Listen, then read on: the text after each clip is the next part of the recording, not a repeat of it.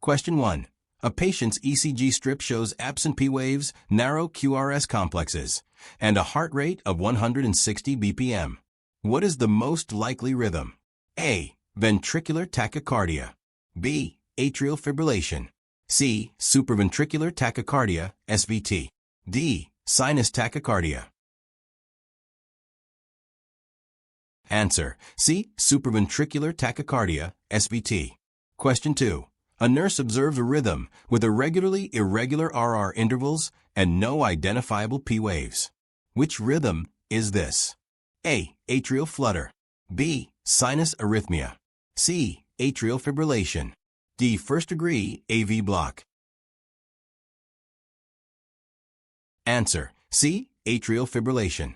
Question 3. Which cardiac rhythm requires immediate defibrillation? A. Asystole. B. Pulseless ventricular tachycardia. C. Sinus bradycardia. D. First-degree AV block. Answer: B. Pulseless ventricular tachycardia. Question 4. A newly admitted patient presents with ST segment elevation on a 12-lead ECG. What is the nurse's priority action? A. Administer morphine. B. Notify the provider immediately. C. Obtain troponin levels. D. Start a heparin infusion. Answer: B. Notify the provider immediately. Question 5. A patient is in ventricular fibrillation. The crash cart arrives. What is the nurse's next priority? A. Start a dopamine infusion. B. Begin chest compressions. C. Administer epinephrine. D. Prepare for cardioversion. Answer: B. Begin chest compressions. Question 6. A rhythm strip reveals a heart rate of 38 BPM with regular rhythm and P waves before every QRS. What is this rhythm? A. Third-degree heart block. B. Sinus bradycardia. C. Junctional rhythm. D. Idioventricular rhythm. Answer: B. Sinus bradycardia. Question 7. Which rhythm poses the greatest risk for embolic stroke? A. Atrial fibrillation. B. Sinus bradycardia. C. Premature atrial contractions. D. Supraventricular tachycardia. Answer: A. Atrial fibrillation. Question 8. Which task can be delegated to a UAP when caring for a patient on telemetry? A. Interpret ECG rhythm strips. B. Monitor for dysrhythmias. C. Report chest pain to the nurse. D. Adjust telemetry settings. Answer: C. Report chest pain to the nurse. Question 9. A patient develops torsades de pointes. Which electrolyte imbalance is most likely contributing? A. Hypocalcemia. B. Hypernatremia. C. Hypomagnesemia. D. Hyperkalemia. Answer: C. Hypomagnesemia. Question 10. What rhythm shows a progressive PR interval lengthening until a QRS complex is dropped? A. First-degree AV block. B. Mobitz type I Wenckebach. C. Mobitz type 2. D. Third-degree AV block. Answer: B. Mobitz type I Wenckebach. Question 11. In which situation should the nurse call a rapid response team immediately? A. Sinus tachycardia with HR 102 BPM. B. Ventricular fibrillation on the monitor. C. First-degree AV block with stable vitals. D. Frequent PACs with no symptoms. Answer: B. Ventricular fibrillation on the monitor. Question 12. What is the best action for a nurse when a patient's monitor shows asystole? A. Initiate CPR immediately. B. Deliver a defibrillation shock. C. Administer lidocaine. D. Check for artifact. Answer: A. Initiate CPR immediately. Question 13. A patient's ECG shows a sawtooth pattern. What is the rhythm? A. Ventricular tachycardia. B. Atrial flutter. C. Atrial fibrillation. D. Junctional rhythm. Answer: B. Atrial flutter. Question 14. Which nursing action has the highest priority during cardioversion? A. Ensure the defibrillator is charged. B. Administer a sedative as ordered. C. Assess pain post-procedure. D. Document rhythm pre-cardioversion. Answer: B. Administer a sedative as ordered. Question 15. A telemetry nurse notices wide QRS complexes without P waves and irregular rhythm. What is the most appropriate term? A. Sinus tachycardia. B. Ventricular tachycardia. C. Atrial fibrillation. D. Junctional rhythm. Answer: B. Ventricular tachycardia. Question 16. A patient is in third-degree heart block. What is the most appropriate nursing intervention? A. Administer digoxin. B. Initiate transcutaneous pacing. C. Start a miodaron infusion. D. Increase 4 fluids. Answer: B. Initiate transcutaneous pacing. Question 17. A nurse notes premature ventricular contractions, PVCs, every third beat. What is the term for this pattern? A. Bigeminy. B. Trigeminy. C. Couplets. D. Ventricular tachycardia. Answer: B. Trigeminy. Question 18.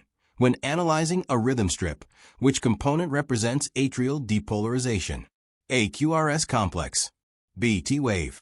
C. PR segment. D. P wave. Answer: D. P wave. Question 19.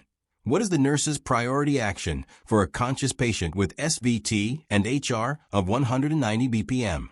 A. Perform carotid massage. B. Initiate synchronized cardioversion.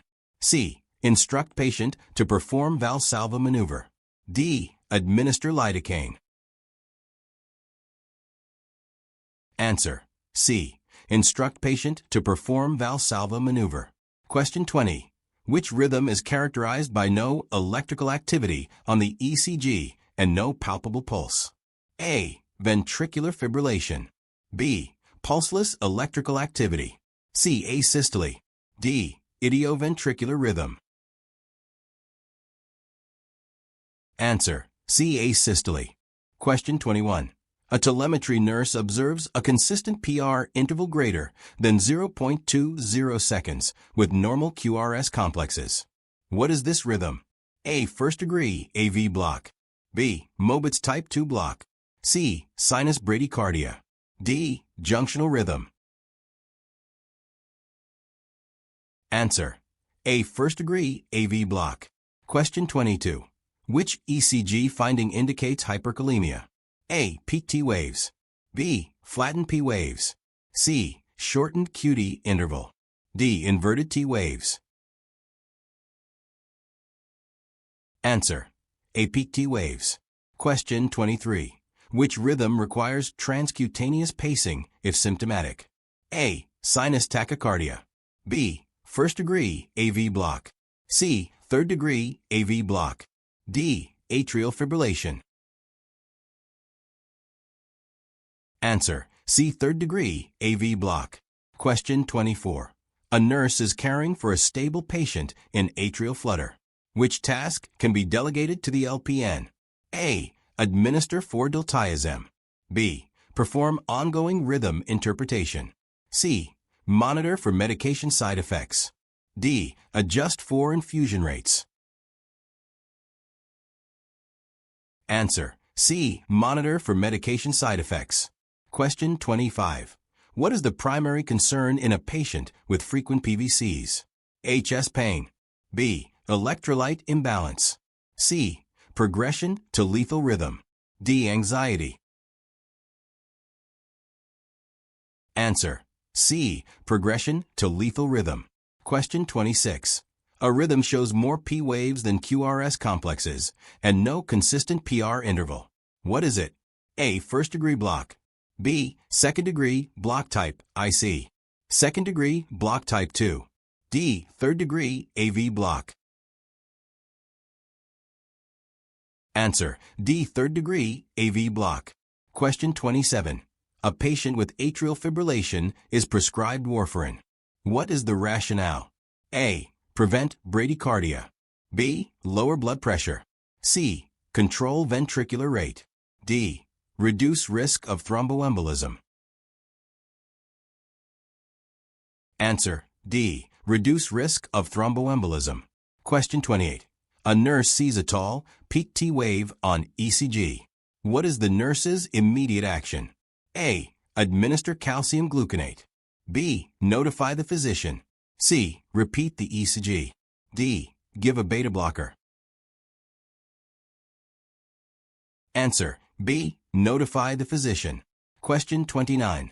What is the best initial nursing action for a patient with new-onset atrial fibrillation and rapid ventricular response? A. Assess blood pressure and symptoms. B. Notify the rapid response team. C. Start anticoagulation therapy. D. Prepare for defibrillation. Answer: A. Assess blood pressure and symptoms. Question 30. Which finding differentiates ventricular tachycardia from SVT? A. Presence of P waves. B. Wide QRS complexes. C. HR greater than 150 BPM. D. Irregular rhythm. Answer: B. Wide QRS complexes. Question 31. What should the nurse do if a patient in sinus bradycardia becomes hypotensive and dizzy? A. Call for a stat ECG. B. Administer atropine. C. Apply oxygen. D. Begin CPR. Answer: B. Administer atropine. Question 32. A nurse sees T-wave inversion in leads 2, 3, and AVF. What is the concern? A. Right bundle branch block. B. Inferior wall ischemia. C. Hypercalcemia. D. Atrial hypertrophy. Answer: B. Inferior wall ischemia. Question 33.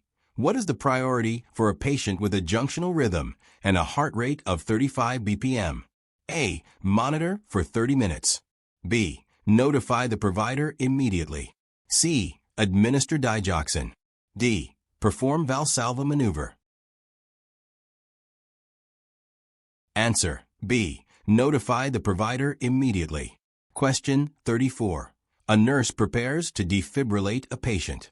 What is essential to do first? A. Administer epinephrine. B. Place oxygen mask on patient. C. Ensure everyone is clear of the bed. D. Deliver a synchronized shock. Answer: C. Ensure everyone is clear of the bed. Question 35. What condition is most likely to cause pulseless electrical activity, PA? A. Hypovolemia. B. SVT. C. Atrial flutter.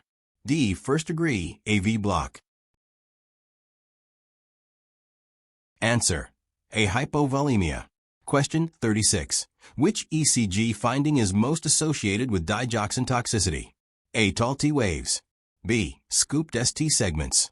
C. Flattened QRS. D. Prolonged QD interval. Answer: B. Scooped ST segments. Question 37. A patient's ECG shows multifocal PVCs. What does this indicate? A. All PVCs are from one focus. B. Different ectopic sites are firing. C. The atria are generating impulses. D. There is a sinus origin. Answer: B. Different ectopic sites are firing. Question 38. What rhythm is expected after successful defibrillation of ventricular fibrillation? A. Asystole. B. Pulseless VT. C. Normal sinus rhythm. D. Idioventricular rhythm. Answer: C. Normal sinus rhythm. Question 39. What should a nurse do if a patient on telemetry suddenly reports chest pain and dyspnea? A. Instruct the patient to rest. B. Increase telemetry sensitivity. C. Call the provider and stay with the patient. D. Tell UAP to check vitals. Answer: C. Call the provider and stay with the patient. Question 40. A patient has a consistent RR interval and sawtooth flutter waves. Ventricular rate is 75 BPM. What is the most accurate rhythm? A. Controlled atrial flutter. B. Uncontrolled atrial fibrillation. C. SVT. D. Sinus arrhythmia. Answer: A. Controlled atrial flutter. If you found this video helpful, don't forget to like, subscribe, and share with your fellow nursing students. Hit the bell icon so you never miss an update. See you in the next one. Happy studying!